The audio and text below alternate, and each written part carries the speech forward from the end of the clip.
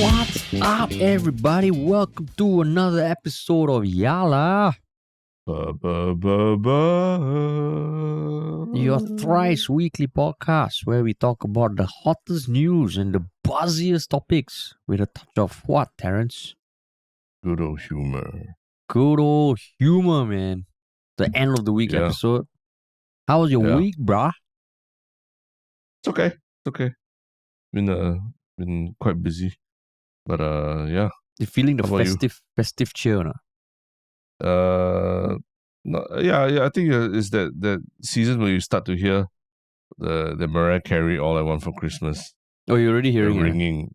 Yeah, I heard it. I hear it in town. I'm hearing it in malls and all that. Yeah, but I think it's a good time also to talk about festive. It's like I think you got a lot of people excited the last couple of days on your Instagram stories, on the Yalabat Instagram stories. Huh? Oh, my confusing Yalabat Instagram story. Yeah, can you give a little bit of context of why we wanted to bring this up? Huh? because I mean, if you were looking at our Instagram stories over the past 2 days, I think it was on Wednesday where I posted Insta stories of me like looking like I'm at my own wedding where there was that slideshow on the screen with me and my wife on screen. And can I just clarify? You were posting videos of something that looks like a wedding. I also didn't know whether it was meant to look like your wedding or what, right? Yeah. It was videos like of a wedding of which I am part of, Yeah. If you paid attention to the details. So I will come to my rationale why, but I was very heartened that many people on Instagram started congratulating me because I have been talking about my wedding that's upcoming, and then some of the messages like, oh, finally get to see your bride, congrats, so happy for you. And that was going according to plan because where I actually was on a shoot for a 2-episode short film that just so happened is set at a wedding where I am the groom. Yeah. So my plan was like, okay, let me mess with people's minds and post that and then have a reveal the next day that is not actually my wedding. Unfortunately, the shoot the next day was a lot more intense as well. So I didn't really post the reveal. So I think some people might be confused, including Terrence, who messaged me on Thursday night saying, hey, the stories, well, what were you getting at or something? Yeah. No, because it just started, I mean, initially I was like, okay, it's cute. You're pretending like it's your wedding. But after a while, you were literally just showing shots of a wedding. Then I'm like, if someone doesn't see the context of the stories from 24 hours ago, they'll be like, what the heck is going on the Yalabat? Yeah. It's just a random wedding that you're shooting. So I literally messaged and asked, are you like mistakenly posting these stories on that's meant to be personal on the Yalabat? Oh. Yeah. No, I would say the intention was there. The execution could have been better, I will admit. Yeah. No context. Those of you thinking that I actually got married, no. It was a short film set in the world of weddings where there happened to be a ballroom wedding of which I was part of. Yeah. So it wasn't my actual wedding. But thank you all so much for the congratulations. Yeah. So I mean the lack of context was very jarring for people to try to understand what was happening. Yeah. And I mean right now the master of our Instagram account is Terrence, so I'm pretty sure you were like, what the fuck is this guy doing? I was just confused. I was like, I was just confused. Like, what are people going to be thinking when they see this? Like, is it Harish's wedding? Is it not Harish's wedding? Like, why is it just some random wedding? And like, so I guess there's one thing about Insta stories. Like I posted something on Wednesday hinting at a reveal, but by Thursday when that story expired, the few that I posted on Thursday were like totally out of context. Yeah, it didn't make any sense really. So so this is clearly a boomer trying to use social media. But yes, I will continue to attempt to do stuff like that. So just bear with me. But it's quite in line with the theme of what we're going to talk about in the topics today. Like that is true. That is true. Context matters. That's right. Yeah. But before that, are we plugging anything? I thought we just did. We just plugged our Instagram. Our Instagram account. That's true. Correct. Yeah. If you want to see random stories of not Harish's wedding, but other weddings, fake weddings, But now it'll be gone already. Stories. It'll be Oh gone. yeah, that's right. It'll be gone. That's right. Yeah. Unless we archive it as a reel of Harisha's not wedding. Or maybe your As a actual highlight wedding reel. lah, when no, I'm saying in the upcoming few weeks, your actual wedding lah, right? Yeah. I'll probably Yeah. there'll probably be some instances lah. People were asking also, Yeah. hey, how did Terence dress? Did he wear his suit? I don't have fuck lah. Yeah, I was in my pajamas at home. So you know, people want to see your dress when you do come for my wedding. Of course. Influencer. Influencer, man, influencer, bro. No lah. But yeah, But cool. Yes. yeah, that's our plug. But how was your week then? Other than the fake wedding? Actually, okay, just flying by, man, flying by. Yeah. Today is 11/11. You know, 11/11. I'm gonna be ordering some shit online for the wedding. Yeah. Will it come by? Will it come by your wedding? I hope so. Sure, it will come I by mean, it's like a your month lah. wedding. It's like a month lah. It should like should. Yeah. You got supply chain Yeah, woes. You better cross your fingers. There's no flood. Wherever you're ordering stuff from. Yeah. So Terence, if you have no alcohol at the wedding, you know why lah. Oh, I see. Coming all the way from overseas. Wow. But yeah. Yeah, man. Shall we jump into the first topic then? Let's jump into it, man. Yeah. And the first topic is following up from Parliament, which happened 2 days ago on Wednesday, November 9th. There was an online safety bill that was passed to protect Singaporeans, especially the young, from harmful content online. So it was basically a bill to amend the existing Broadcasting Act that has to do with social media and regulating that space lah. But when you saw this, what made you want to talk about this in particular? I think this is part of a very big global trend where governments are starting to try and expand their powers over big tech, right? Over big social media platforms. And contrary to what people might think, is Singapore is not the first place to do something like that, right? It's been done in some other places, which we'll talk about, I guess. So yeah, I thought this is interesting that now Singapore is putting its foot forward and showing hand in terms of how we're going to tackle this issue of online safety. Yeah. And I mean, how about you? What about it you thought was interesting? So initially, I thought it might not be interesting because it feels like we have spoken about this before. You know, there has been a lot of talk about regulating social media. It's been kind of talked about in Parliament before. But I guess what changed for me is that, I mean, in some way, that's a good thing, that we have been speaking about it in the past. And this is a bill that has been passed. Because it's so easy to think, the government just makes policies, don't give a shit about what people care and all that. But when I realized, previously we were talking about what was being debated. And in some way, that is the good process lah. The outcome we can talk through, but that's when I thought, this is interesting. At least there's some more quantifiable rules in place, which is not something that we have seen much before lah. And also the realization that, other countries have put in place certain things like Germany, like France, like Australia, which we can talk through lah. Yeah. But what are these quantifiable things that Singapore is putting in place? So basically, there is this thing called the Broadcasting Act, right? It's been around for ages. But previously, or rather currently, it does not cover entities that operate outside Singapore. So, I mean, even the term broadcast, when the fuck you hear the word broadcast, it's like broadcast TV, right? This act was probably written, don't know how long ago. But this new bill proposes two new mechanisms lah. So first, it is for electronic services that allow people to use or communicate or access content online to be regulated by the Broadcasting Act. Previously, it wasn't the case because online communication services, it might be from abroad lah, right? So even within this, like what kind of online communication service falls under will be depending on their reach and all that, and there will be a code of practice which hasn't been there before lah.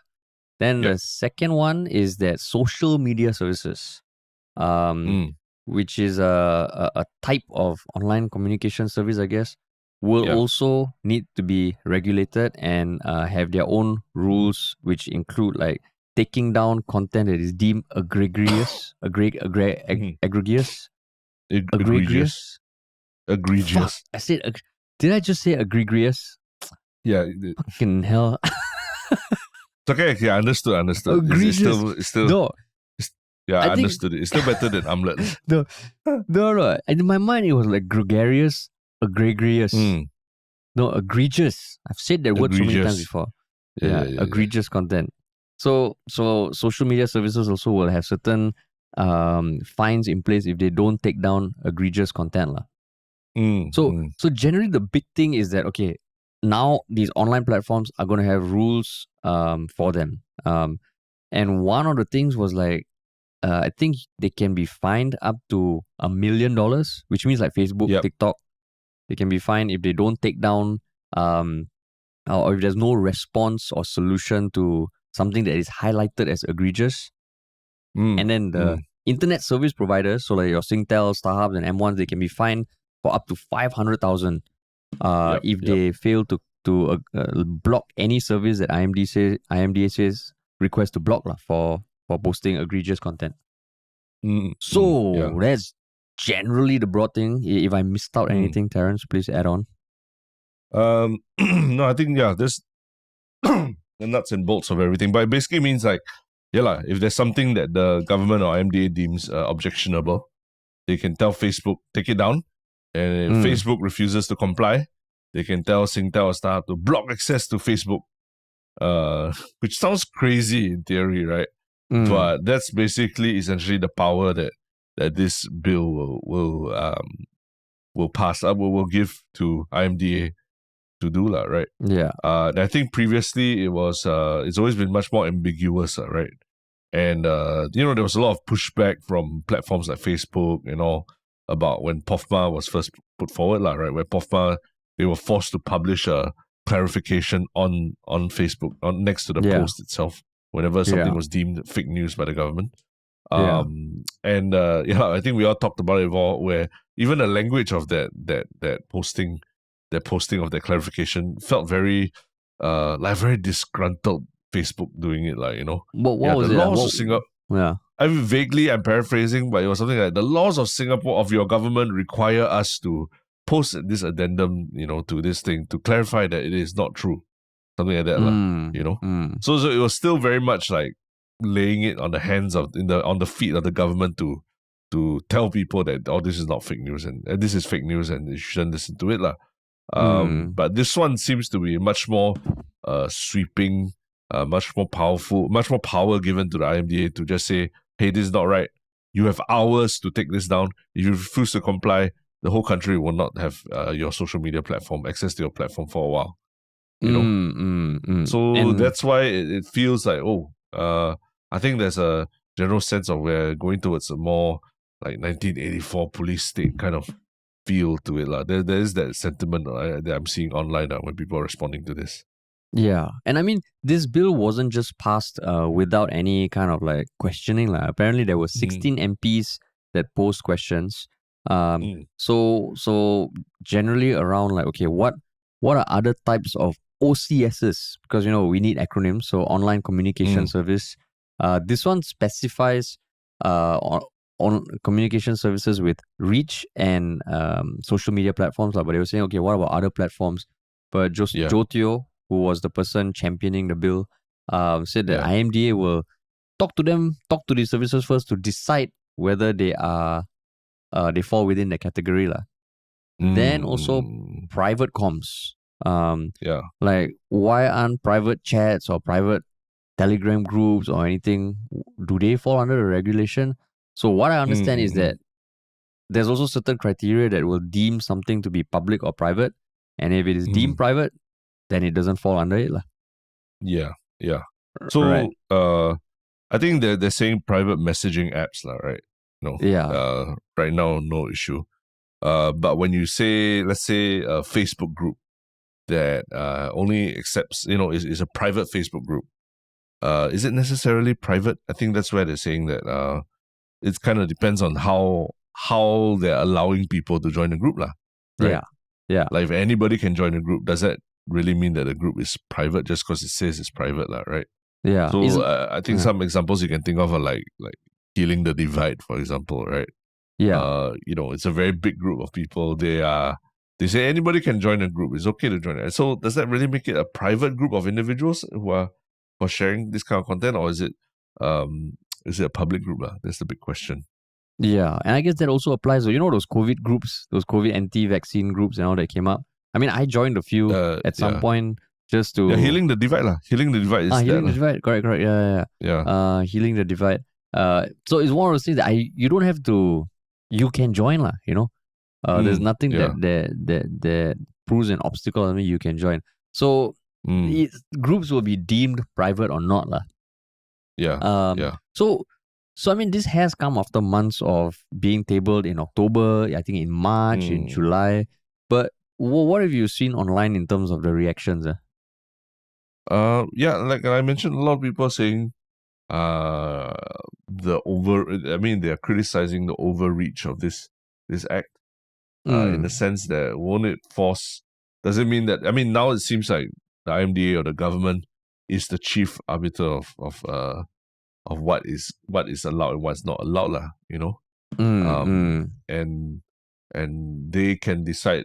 There's always the talk of the slippery slope where eventually, like, what if they're just silencing say political opponents or something that they don't agree with, lah.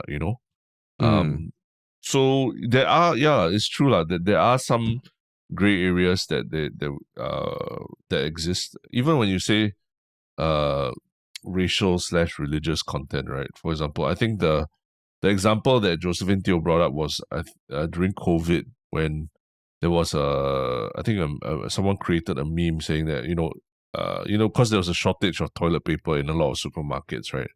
Or there was people panic buying toilet paper in supermarkets. There was some meme created saying, "Oh, why worry about toilet paper when you can use the Bible or Quran or other religious texts instead as toilet paper, lah, right?" Yeah. And I think there was an effort by the government to try and get Facebook to take it down, but from what I remember, Facebook deemed that it didn't violate their global community standards, so they refused to. And it took some back and forth before any action was taken, lah. So when I say gray area, I'm not advocating that kind of content is necessarily good or tasteful or anything.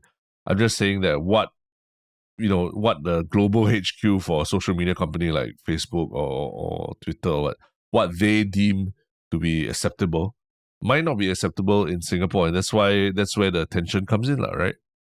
These are very big media tech giants operating out of Singapore, and whereas Singapore, we're trying to keep things, keep a firm hand on what's going on the online space here, lah. So that's where there's a lot of tension between the two parties. So yeah, that when I say it's a gray area, means that there will be other instances like this where there is tension between the government and the social media platform about what is fair game to post. And I think what this bill is trying to do is to quash that and just say it's up to the government to decide and no one else. Yeah, because so before we talk about whether like what our thoughts are on this, I think in general I do feel that the online space requires some regulation. Because it can get fucking scary, lah. And of course, any person online now, you can see content that's scary, but in some of the work that we have done in the past with like counterterrorism and all, we have seen content online that is almost freely available that can be very, very dangerous, lah. If consumed by young individuals and all. So feels like there needs to be some sort of regulation. Then it can't be you post anything you want and then too bad, like if there's one thing that people say, oh, if you don't want, you don't click, you don't watch, you don't read, right? Yeah. Feels like that's not the most sustainable thing. But then looking at like what it is now, even reading the report, essentially the government will decide what qualifies as an online communication service, because they say in inverted commas, it's a platform that has significant reach. Like, well, what does that mean, right? Then which social media platform, they decide. Whether a group is public or private, they decide. Whether content is egregious, they decide. Then it feels like, oh, damn, that sounds a bit much, lah. Yeah, arbitrary, lah, right? Yeah. So, I think just building on what you're saying is that, a lot of the online sentiment is like painting the government as the bad person, the bad guy, putting all this draconian legislation in place to suppress free speech, But I think one thing to not forget is that these social media platforms have also not done a good job, lah. They've not done a good job of regulating their own spaces. Every time something egregious happens, like I mean, there's a lot of examples, lah. But let's say like the person who's live streaming, when the guy went to shoot up a mosque and then he live streamed the whole thing and all, right? I think even then, even Facebook itself was like, I think at the point was like scrambling to try and control the messaging and all these things. So the very least I would say is that social media, the companies in pursuit of profit, in pursuit of getting clicks and having people stay on the sites, they've not done a good job of regulating their own content or incentivizing better online behavior. If anything, the algorithms seem to, for a very long time, seem to encourage people to post outrageous material, stuff that gets people outraged rather than stuff that makes for better conversations, online conversations, or even just makes you feel better, right? Like they rather I think at one point you're much more likely to see someone ranting or posting some video complaining about something rather than about talking about a nice day or something positive, and slowly we found out that algorithms were the ones pushing us in that direction, I mean, they were basically taking the worst of human behavior and just amplifying it using technology and algorithms.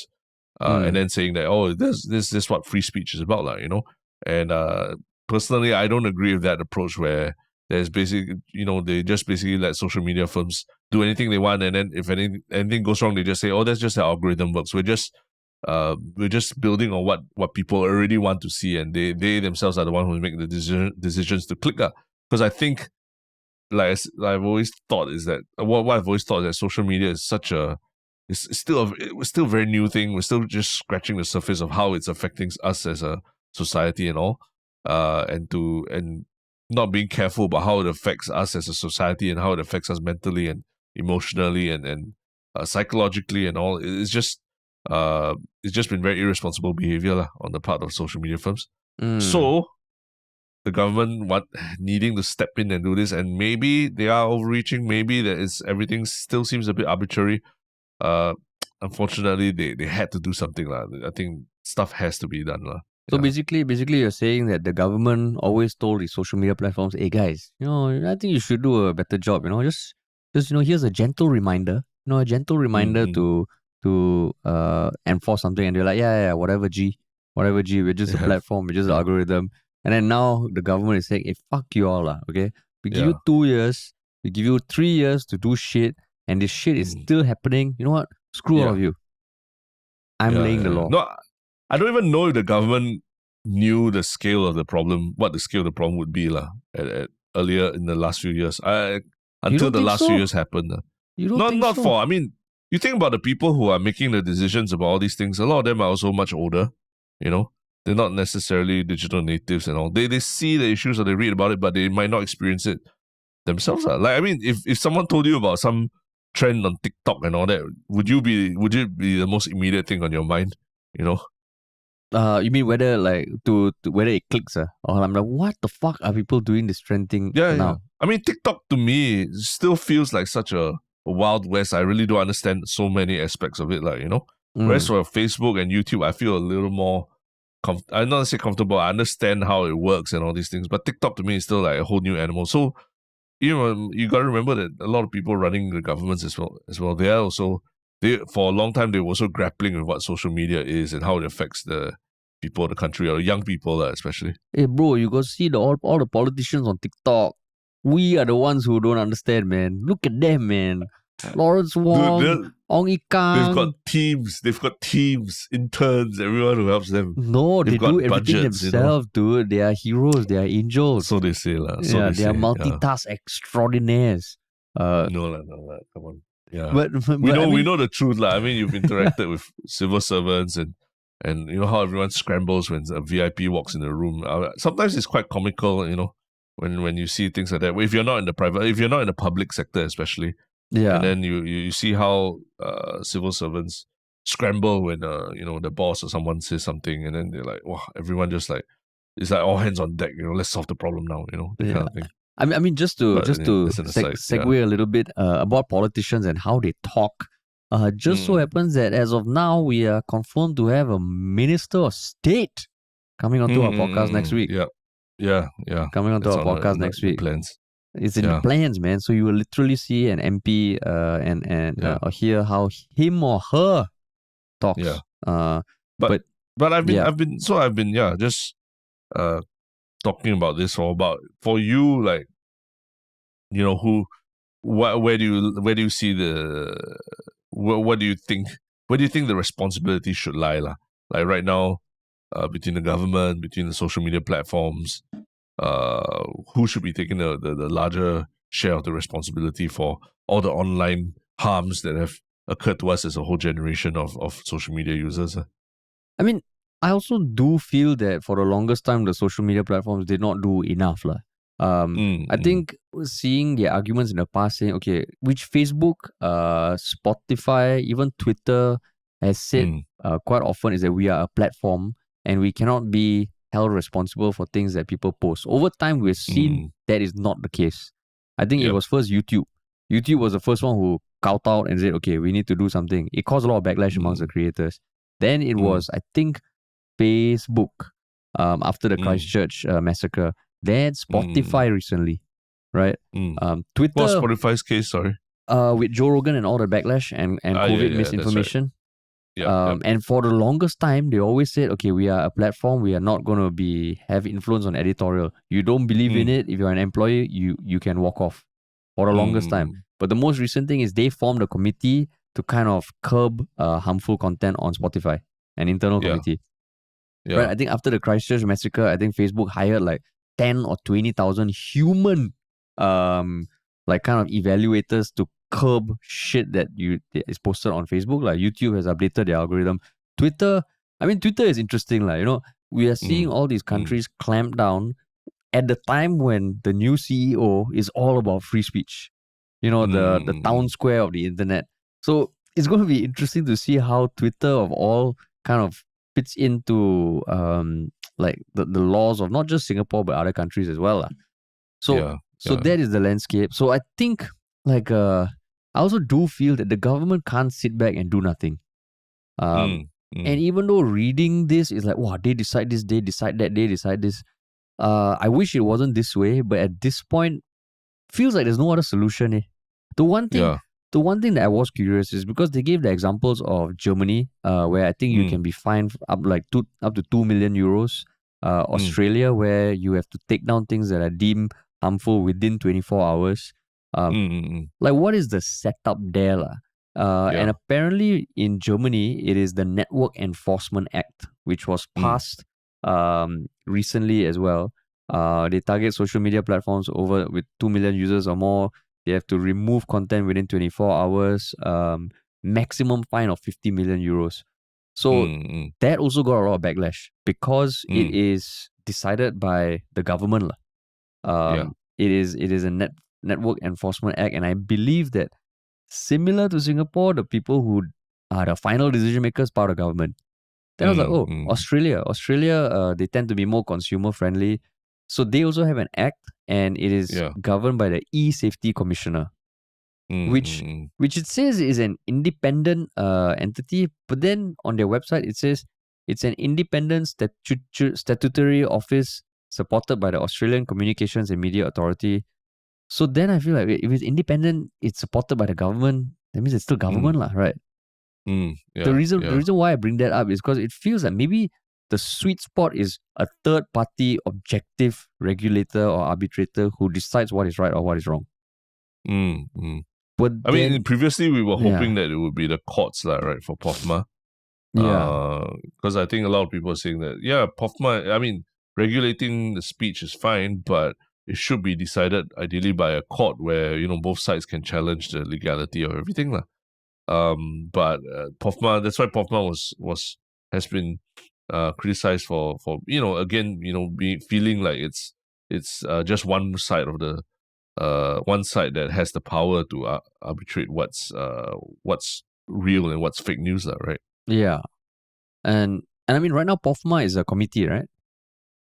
What do you mean a committee? As in the No, protection. a minister can step in and just A minister. declare something is wrong. Yeah, but it can be challenged in court. But I think it takes a whole process, a long time, Whereas POFMA, I mean, allows the minister to almost immediately get something, get a correction made, So, But I guess one interesting thing you mentioned just now was the idea of the Twitter town square, right? yeah. So I mean, philosophically, how I've been thinking about this is that, yeah, there's a whole town square of people talking, right? People giving speeches, people talking and all.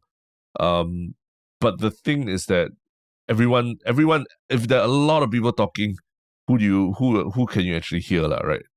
And the thing is that how I think about it is that social media companies, what they have been doing is like, they've been going around and deciding who will get a megaphone, who will get a megaphone to use to talk to people in the town square, and they've been handing out these megaphones based on, oh wow, this person is attracting a big crowd. He must be saying something important. I'll give him a megaphone. Oh, that person, you know, seems to be saying something like that that's triggering a lot of people. I'll give him a megaphone. You know, they're not so much thinking about what the person is actually saying. They're just giving the person, amplifying his voice, And I think what the governments are trying to do, whether it's Germany or Singapore or Australia or that, they're trying to say, hey, the guy that you gave this megaphone to, stuff he's saying is a big problem. Take him away, take away the megaphone, or we'll get someone else to extract him from your platform, from here. Or maybe we'll just shut down your platform entirely. Yeah. So yeah, the idea of social media companies say, hey, you know, we got no skin in the game. We don't decide anything. It's free speech. That to me is a cop out, because you still decide who gets the megaphone. You see, and it's, as much as you say it's too very cumbersome thing to do. You know, it's something that can be done with technology and artificial intelligence. You know, you can decide, hey, you know, you can use artificial intelligence to identify what is the person saying. Are there certain words they're using and all that they sound harmful in theory and all, and then based on that, try to guide the giving of megaphones to a better kind of a more constructive kind of voice, right? So that's why I don't think it's right that social media firms are just trying to absolve themselves of all responsibility of what kind of content is being amplified on their platforms. Terrence, are you saying that a creator who has like a huge ass megaphone only got given the megaphone by the platform and it wasn't down to their own drive and determination and creativity? Is that what you're saying? But you could argue that they know how to game the system to get the megaphone, right? Like show a bit of skin and all, is it? Yeah, exactly. Show skin or say something really outrageous that rouse people up, and not necessarily constructive, or you could even be fake news and everything. And so that's the problem we've been grappling with the last 10 years, and just knowing what social media companies, the incentives are, the incentives are not aligned with society, you know, to try and, I mean, what I would imagine in society, you want to encourage more constructive conversations and not just give the microphone to the loudest person in the room, right? So then it's going to become like TV lah.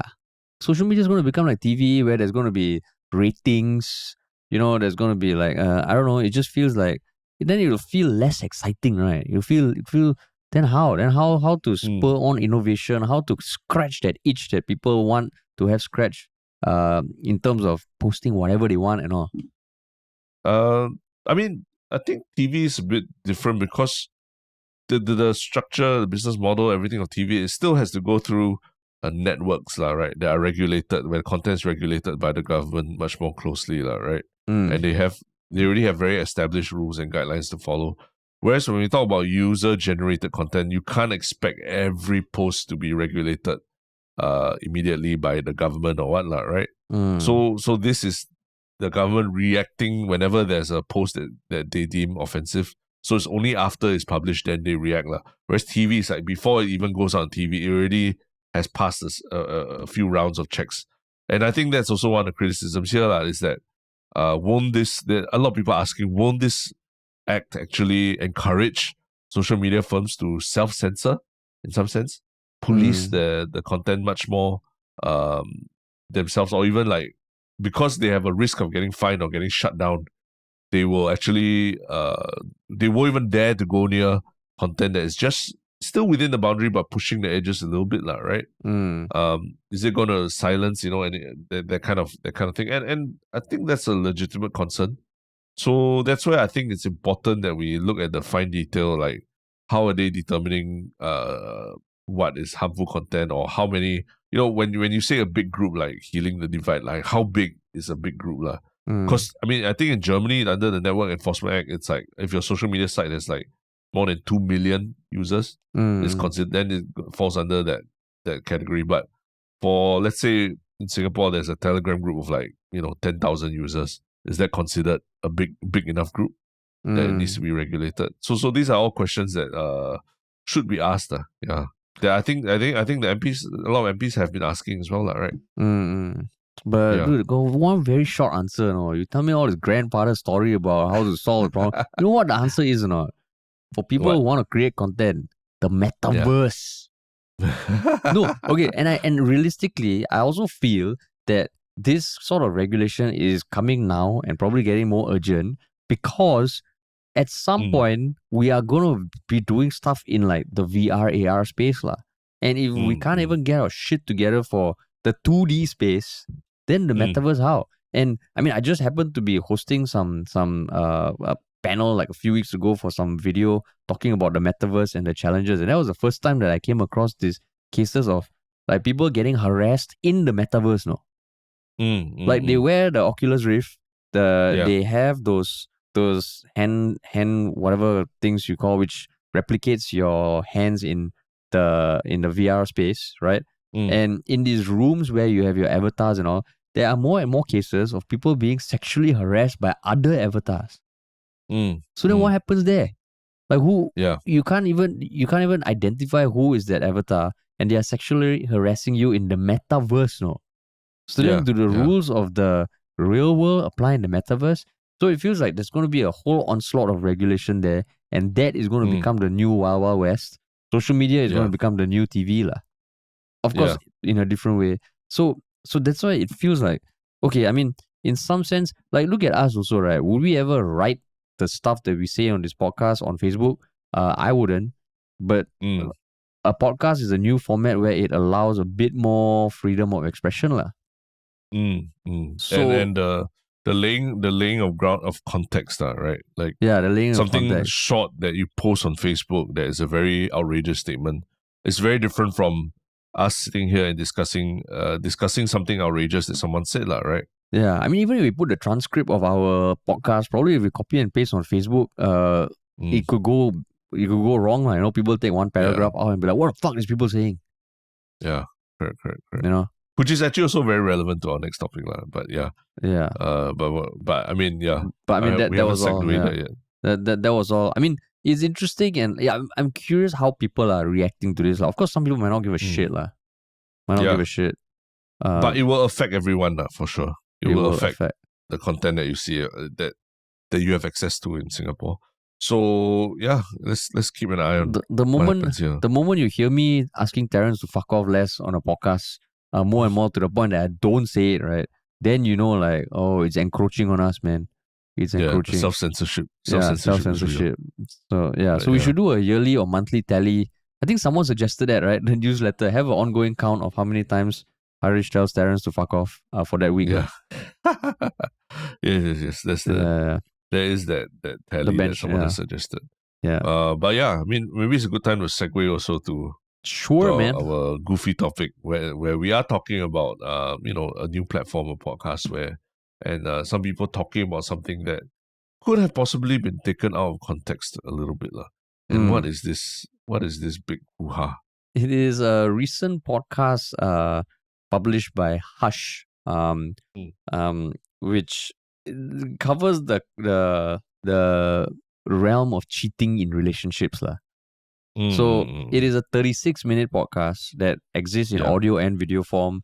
Is cheating in relationships ever justified? Where the three hosts, women hosts, talk through this, lah. But more specifically, what we're talking about is one article that came out where the title is "This clip is making my blood boil." Netizens flag local podcasts for a clip that was uploaded about cheating, lah, where one of them kind of explains that in some instances cheating is justified. Yeah. Yeah. So did you listen to the full podcast? No, I skimmed through it, so I didn't listen to everything, but yeah, I listened to enough to get the feel of it. And I admittedly wasn't the keenest to talk about this. Sure. But why, Terence? Why do you want to talk about this?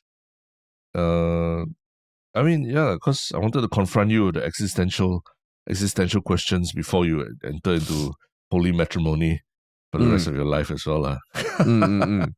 So this is supposed to make you feel uncomfortable as you grapple with this question. Come, try, man, try. Yeah, go. No, I man. think the bigger thing is like what you mentioned, podcasts are quite a new platform.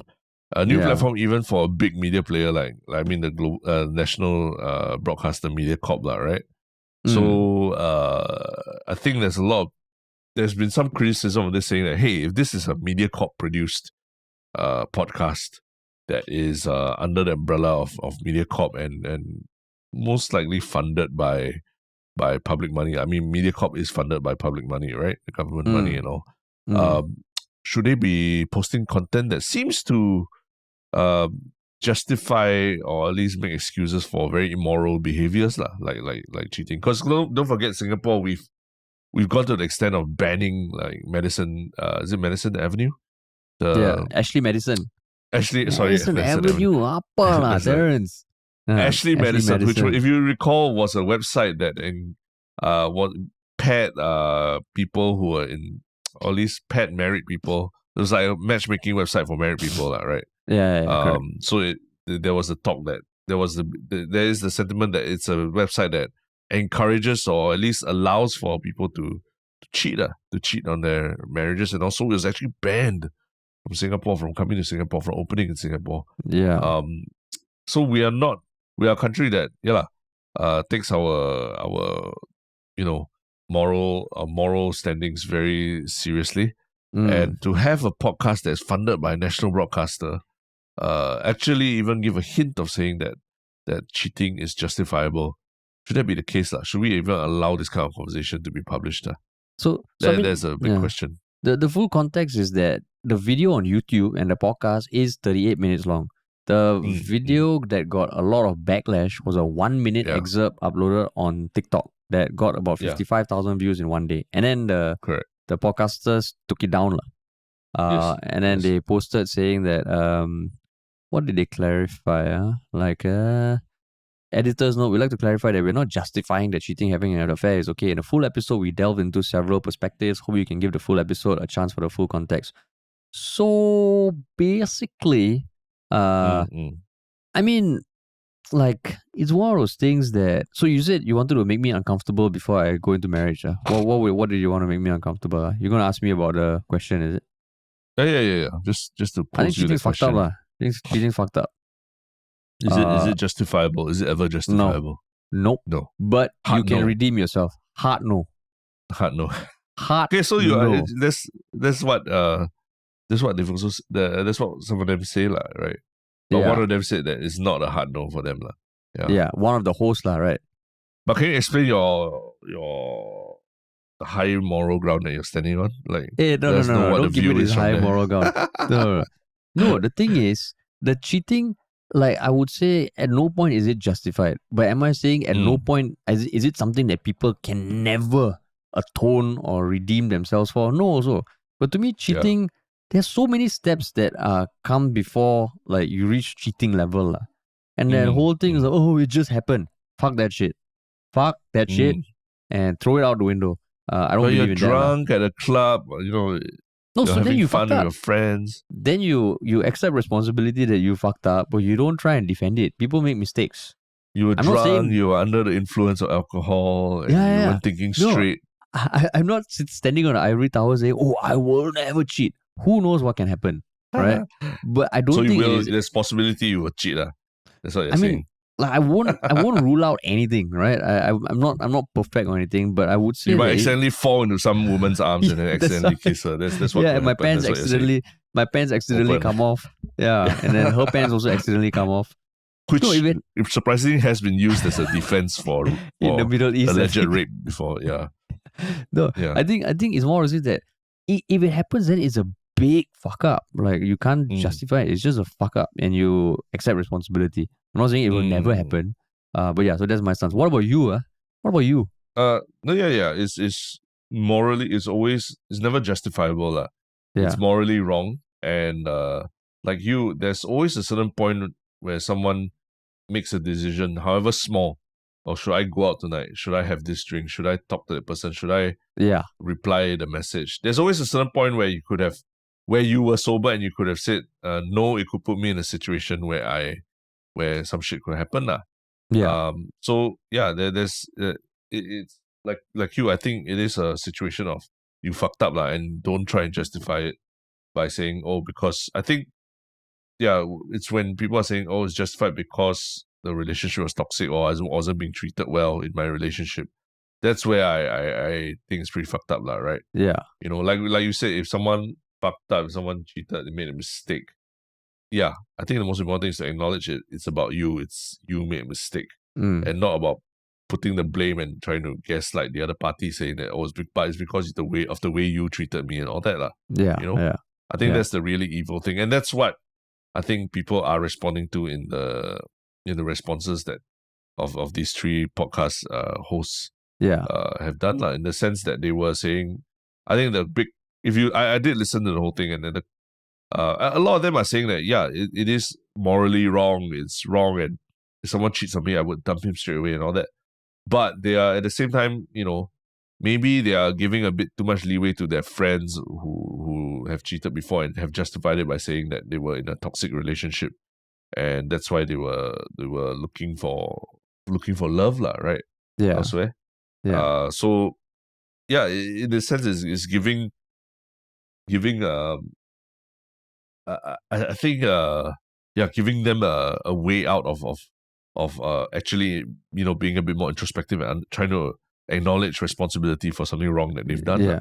Yeah. But that being said, while both of us share that stance, and while a lot of people might as well, do I think that the podcast should never be made? I'm like, no. Like that is the point of a fucking podcast. So why we wanted to talk about it was not to debate the question. It is just to talk through, is it wrong for a podcast to cover that, or for even one of the hosts to share an opinion that to her makes sense? And I don't think that's wrong. I don't think that's wrong. The whole podcast was just considering the different perspectives, and you can disagree with someone, but don't say like, hey, it promotes cheating and all. I'm like, fuck lah. Like, in fact, I'm glad it is on a MediaCorp podcast. Because if MediaCorp censors that, they'll be like, hey, come on lah, guys. This is a legit conversation. What is wrong? Yeah. And just because it's MediaCorp, then we can't talk about stuff that makes people uncomfortable. I think that's the real self-censorship that we need to be afraid of, right? Yeah. Where moral police in the public are saying, hey, this is not right and all, and then you shouldn't be posting this. Whereas because I think the things that is literally a 36-minute podcast, right? And really, if you listen to the full podcast, they give a lot of examples, and they still insist that it's morally not a right thing to do, right? Yeah. So they are really, I think if you watch it, they really put their hearts out there in terms of revealing what happened to them before as well, and their own experiences with cheating, how bad it made them feel and things like that. So it was actually quite interesting listen to hear that perspective, even if you don't agree with it. And I've always spoken before about how I'm very surprised about how the audience on TikTok reacts to stuff versus how our people in our subreddit react to things we say, right? And I think it comes because of the platform as well, you know. The platform allows for a certain length of content, it allows for a certain type of content. It allows for certain types of content to go viral, to be pushed through the algorithm, and for people to get megaphones to shout certain things. And in this case, the context of the entire podcast, of the entire discussion, is removed, and only the most outrageous part of it was put up. And yeah, it made it seem like these girls were just sitting there for half an hour talking about why cheating is good, right? Which is not the case. It's not the case at all. So yeah, you see, TikTok has failed us again, you know, in that aspect. And that's why we need Josephine Teo to come in and save us from TikTok. Yeah. No, but I mean, in some way, right? Like if you look at it from the other perspective, them putting up that clip got their podcast more publicity. Right. Yeah.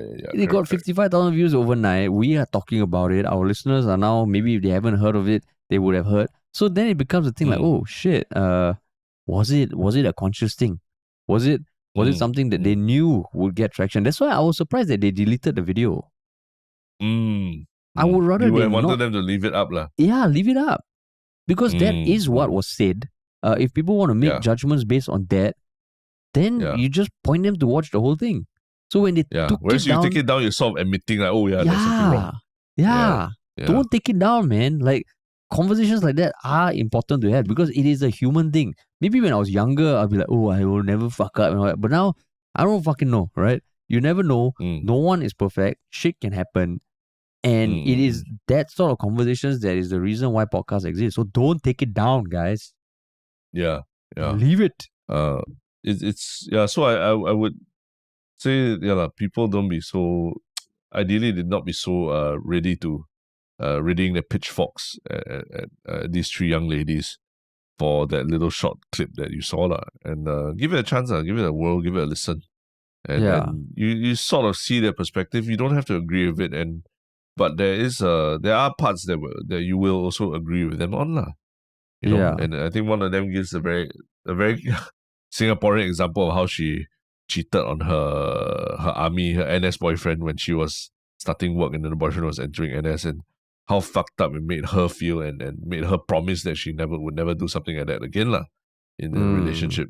So you know, it shows you, people, they're literally admitting that they made mistakes, they fucked up, and they've learned from them and grown from them. And that's something, if anything, that's something, a good takeaway for young people who listen to it also, right? Yeah. Exactly. So give it a chance, man. But I mean, I don't think they will put up the video again, but I mean, the video is an extract from the long one, so you can just find it on YouTube also. Yeah. But a lot of people, I think also in the comments, they were saying, this is why I don't listen to local podcasts. It's bullshit, it's crap and everything. Fuck that stupid shit. And then a whole list of recommendations of overseas podcasts to listen to. No local ones. Well, I mean, if you ever come across anyone at your, as you go out this weekend for dinners or lunches with your friends talking about this issue, remind them there are local podcasts worth listening to. Yeah. So start off your dinner. They're not saying that you must mention us, but I'm just putting it out there. And start off your dinner by asking people around the table, do you believe cheating can be justified? Go. And then after that, when they debate, you can say, oh, the context of this is I listened to a podcast that was talking about another podcast that talked about this, and this is why you guys should support local podcasts. Oh. Well, I thought you would say that you let the person say their piece, and then after you say, but... That one also can. That one also can. What's the name? Yala but. Yeah. Yes. I think people have asked for our jingle to be made into like a sound clip. So like a soundboard or something. Just like a soundboard. Oh, I see a soundboard. Yeah. But we vary it up. We vary it up sometimes, right? So it's hard to it's like a snowflake. It's like a snowflake. There's no two Yala but intros that are the same. They're never the same. A snowflake, a thumbprint. In fact, the crazy thing is I think our voices have actually evolved over the years or so, right? Is it? Or is it just the tonality and the emotion and all? The tonality, emotion, age is a very real thing. And everything. Maybe the first one when we weren't sure what the hell this is, we're like, what's up everyone? Welcome to another episode. No, we were doing it with our YouTube voices. Remember to subscribe and click the bell so you'll be notified every time we post a podcast. That kind of thing, right? Remember, and then now your hands moving in the frame and all that. Yeah. That was like we just sit in our bedrooms and like, That oh, was okay, like, yeah, that's man. what we're And talking then, about. correct. But yeah, man. So let us know what you think, even if it's just about a topic about cheating, if you disagree with us as well.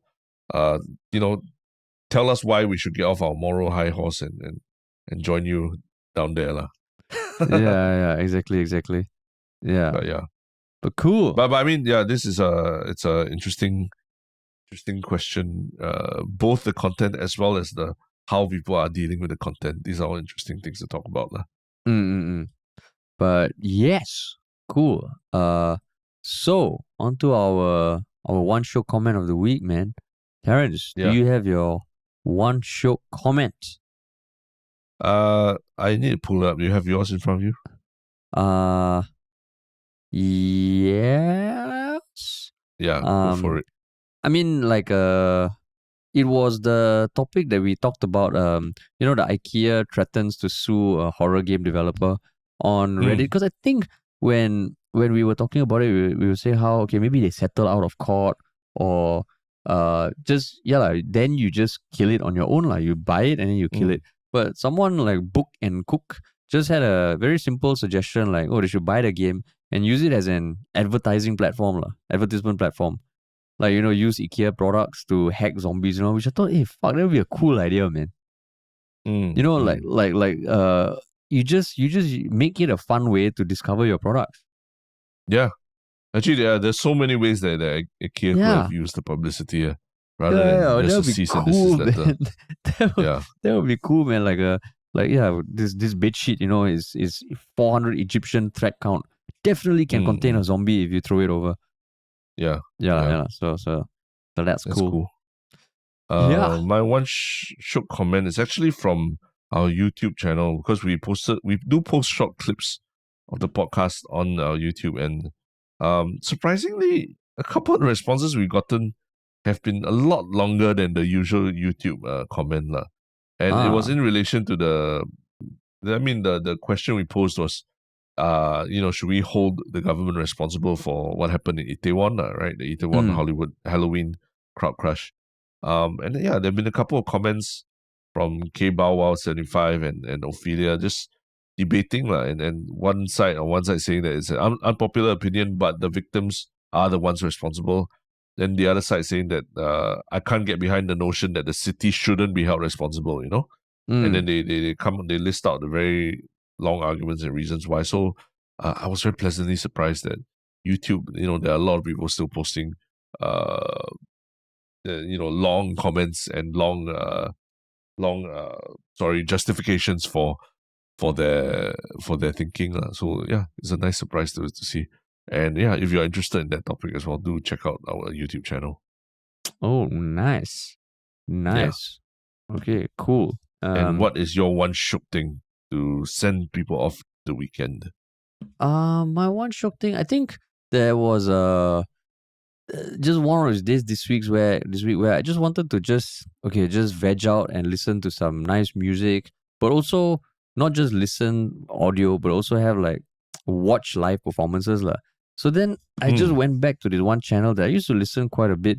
It's the KEXP, which is a radio station in the US, and they have these live performances in their studios, which I don't know, I just love the aesthetic, and it's normally acoustic, and they bring in very cool individuals that maybe you haven't heard of. Like, I know the XX has appeared, Florence and the Machine, but their whole array of performances, it's like NPR Tiny Desk, but more independent artists, more indie artists, more non-conventional artists, and it's super cool. And if I could recommend one, there's one by Hun Hur Tu or something, which is that's how you pronounce it.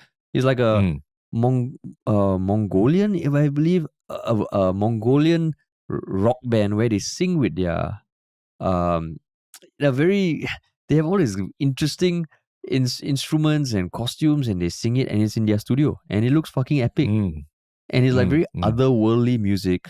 But you can also find the XX, Florence and the Machine, Arctic Monkeys all doing acoustic performances. So it's just awesome music to just veg out to and watch at the same time. And this is in YouTube. Yeah, on YouTube. Oh, cool. Yeah, it's fucking cool, man.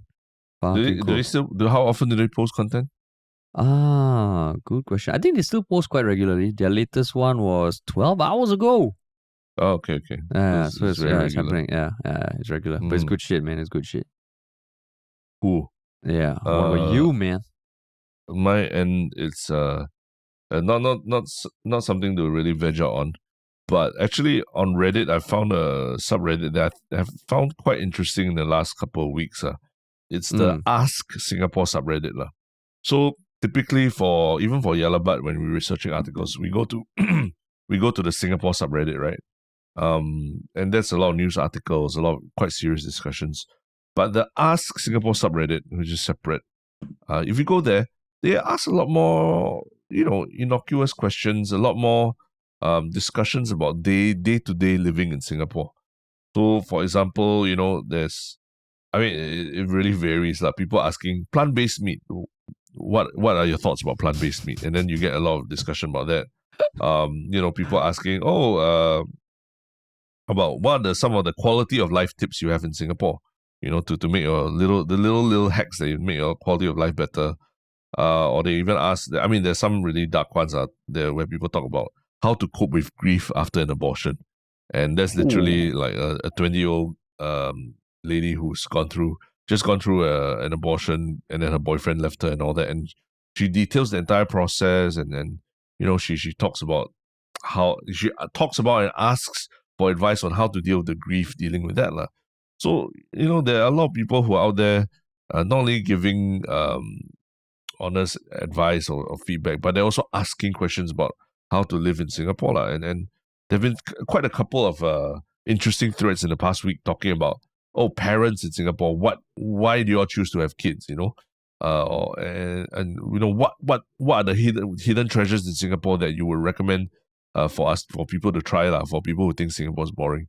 So there's really a whole spectrum of kind of questions that people ask, and I found they've been quite interesting and quite some of the answers have been quite enlightening, in the past couple of weeks. So yeah, do check out that subreddit. It's something that I've actually started to really regularly go back and just refresh and take a look at what people are talking about there.